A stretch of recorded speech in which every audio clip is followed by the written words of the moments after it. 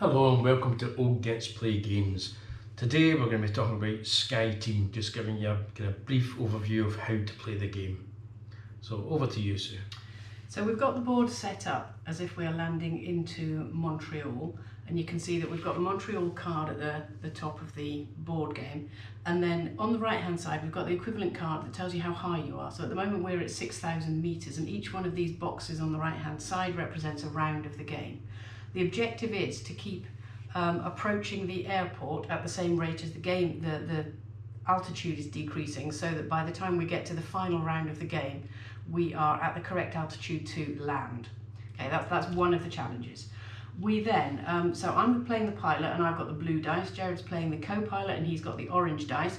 The basic format of each round is that you roll your dice, and then there are two mandatory places that you have to put dice, but then you have some choices as to where to put the rest of the dice. But before the end of each round, we need to consider, is the plane level, how is the landing gear, how are the flaps, how are the brakes? That's the basic premise of each round. Okay, so I'm just going to roll my dice. The card here tells you who's going first. I'm the blue person with the blue dice.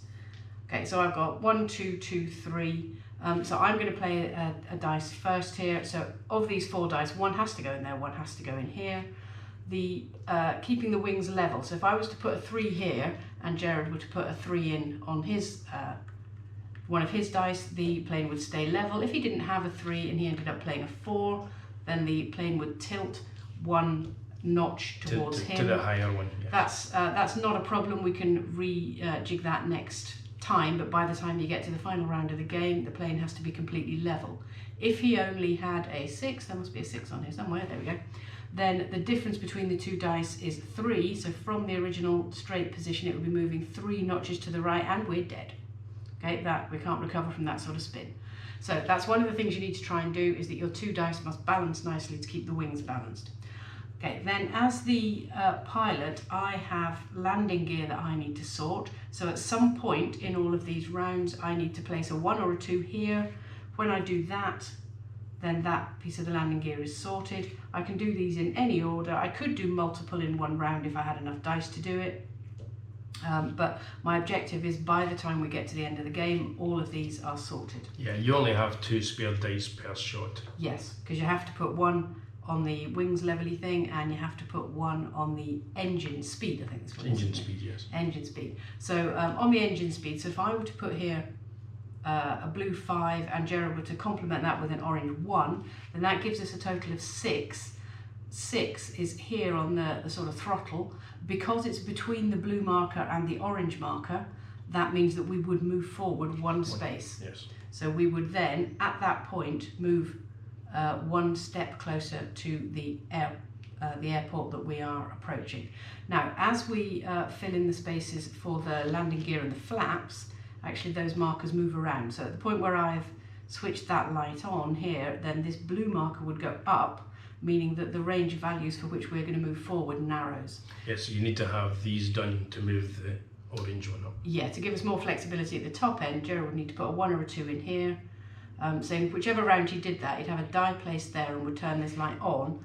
At the end of that round, we would take all the dice off, but the lights would still remain on. Yeah, and with this one for the co-pilot, the arrows indicate that you have to do them in that order. Similarly with the pilot, you've got to do the brakes. Yeah, so over the course of the 7 rounds, you would need to put a 2 and then a 4 and then a 6. Now, it may be kind of obvious that sometimes you've got dice left that aren't going to be very helpful. At any point, if you've got a die that you can't really use, if I didn't want to use that one, I could use it to gain a cup of coffee, which I put in this little space here. And the coffee means that if you or the other player has a dice that they want to be 1 different from what it is, so I've got a 3 here, if I used the coffee, I could turn it into a 2 or a 4. So with the use of that coffee, I could then place a 2 here and get us moving on there. You will see that there are loads of aeroplanes on the approach, and we don't want to run into those. So we're going to use these headset ideas. Jared, being the co-pilot, has more capacity to do this. So if he had got a spare 2 on his dice, so he has to put 1 there, has to put 1 there, he's going to put a 2 here. That means from wherever we currently are on the second space that you can see, we can remove 1 aeroplane. So there's some jiggling about when you move as to which aeroplanes you Yes. can then take off. Okay, what else do we have here? We also have one reroll token, which we have been given at this point on this round because there's a reroll notification on the space Yes. there. And there's one at 2,000 for this. Yeah. This one. So you can only use them once. Either player can choose to use it.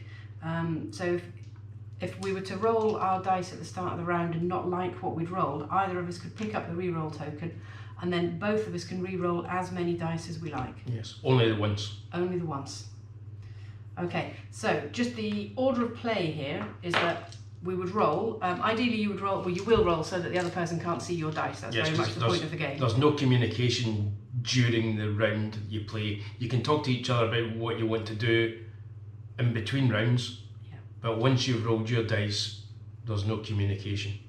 No communication. So I roll my 4 dice. I'm going first, so I'm going to place 1 die first. So I might place a 4. Now it's Jared's turn to place 1 of his dice. And I've got 3 5s, which is not great, but there's no point in wasting the re-roll, so I'll do that, and because mine is 1 higher, it moves over to my side. Okay, so we would each need to place something to do with speed.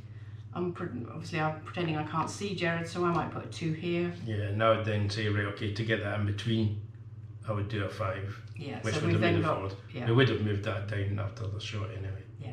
Each shot, once you've finished placing all 8 dice, you then move this track down. Yeah, we're 'cause you drop inevitably down 1,000 descending. feet. Okay. One of the priorities that we've got here is obviously getting rid of those planes on the approach to the airport. I, as the pilot, only have 1 opportunity to do that per round. Jared has 2. I'm looking at all the other things I need to do. I've got a 5, 6, and I'm counting 1, 2, 3, 4, 5. So I might put that one there. 1, 2, 3, 4, 5, and I'm going to take 1 of the aeroplanes off there in the approach. And I would probably do the same, so I'd put a 5 there and also take 1 off the 5. Yeah, we've got a problem here. We do need to get rid of these aeroplanes before we then move forward again. So I've got 1 die left. Okay, I could put it here as a 5, 6 and turn that light on. I don't have to do these blue landing gear things in order, but then I would need to move the blue marker across 1 because I've got another light on, which means that next time we do would the have speed, moved actually from the previous turning Okay. of that. but now our speed would need to be only 7 or 8 in order for us to move forward. Yeah, if you have an engine speed that is lower than the blue, you don't move the track at all. If you have an engine speed that's higher than the orange, you move it 2 spaces. Which sounds like it's not going to be very useful, but the example we've got here, the number of rounds and the approach to the airport are the same length on different airports. There's a huge amount of different scenarios in this, and with other airports the approach might be longer or shorter, so you will need on some rounds not to be progressing. And for me to play the last die, I've got a 1. I've already used the 1, 2 for that one, so I can't really use that for anything else. There's no point putting it there because there isn't a plane there. So I would utilise that to create a coffee cup for the next time. Which either of us can use. Yeah. And so that's how you would actually run through the game.